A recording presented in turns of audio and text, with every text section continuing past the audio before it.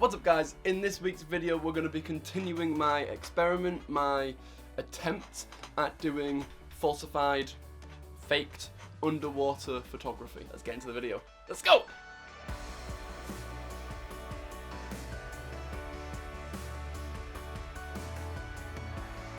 Not last week, but the week before, I tried to do some photography where it was underwater, but faked underwater, and the way that I did that was getting a picture frame, filled it with water, and shone a light through it. However, the issue with that is I was just rushing the process, I wasn't really taking my time with it. The water was just seeping through the gaps in the frame, as obviously it would. So this week what I'm going to be doing instead is I'm going to go run to the range of B&M. In the next town over there's a B&M or a range, and I can't remember which one it is. I think it's the range, but I could be wrong. Either way, I'm going to be going to one of those shops. I'm going to be going to the shops to get a basin with a clear base, with a little storage thing with a clear base, so I can fill water with it and the light will shine through it. And I'm going to get Rach to shake it, and it will hopefully, fingers crossed, make it look like it's underwater underneath the crashing waves.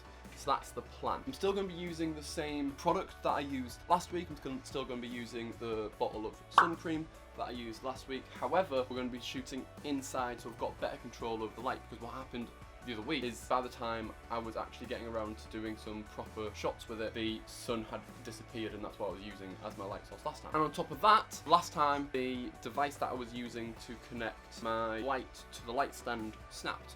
However, I found in the past 2 weeks I have found a replacement for that, so that is all good. So all that's left to do now, really, is just go out and get the basin.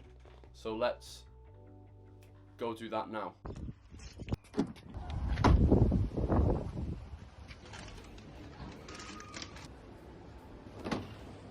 I really do not like vlogging with my iPhone because it's such a faff dealing with the footage. I need to record it, then I need to find a way of getting these bigger files over to the computer. I can do like WeTransfer and stuff like that, but it's just a faff when, if I'm using like an actual camera that has an SD card in it, it's much easier because I can just put it straight onto my computer. But I'm not yet comfortable using my normal vlogging setup, going into like a supermarket or a shop or something like that, because it's just a little bit awkward and people give you looks and stuff like that. So I'm not yet comfortable doing that just yet. So for the meantime, I'm wanting to look into getting a small point and shoot vlogging camera like the Sony ZN-1 or ZV-1, that's the one, because that's just so much easier. Yes, then I'll be using Canon footage and Sony footage, and that could be a bit of a nightmare, but it's going to be better quality than this, and on top of that it's going to be a lot more discreet than using my big Canon camera. So yeah, anyway, sorry about that. Let's crack on with the video. So I've got everything, so yeah, back to what we were saying before.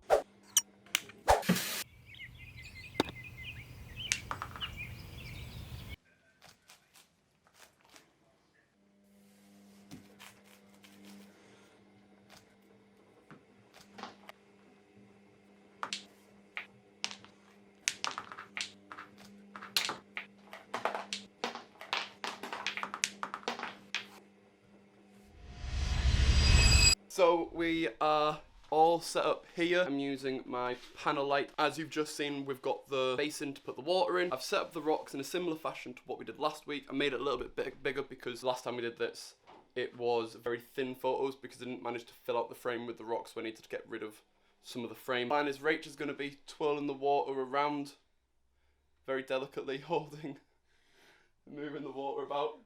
The handles are so low down. So yeah, I will get back to you to let you know how that goes. Wish us luck. Let's go!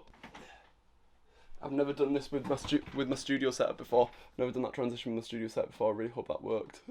Anyway, I think that turned out pretty well.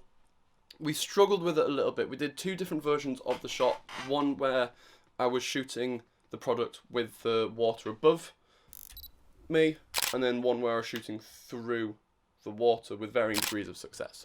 The hardest thing with the shooting through the water was actually the focus of it, which I wasn't expecting. I wasn't expecting it to cause that much of an issue with the focus, but when the light distorts, of course, it's going to make the focus a little bit more awkward. We struggled, and then we found the right system. It was, initially we had too much water, then we had too little water, and then also we weren't shaking the water enough. So we got all those problems fixed, and then I think it turned out pretty well, to be honest. So yeah, so that is the video. Hope you guys enjoyed this video, and I will see you guys next week. Bye, guys.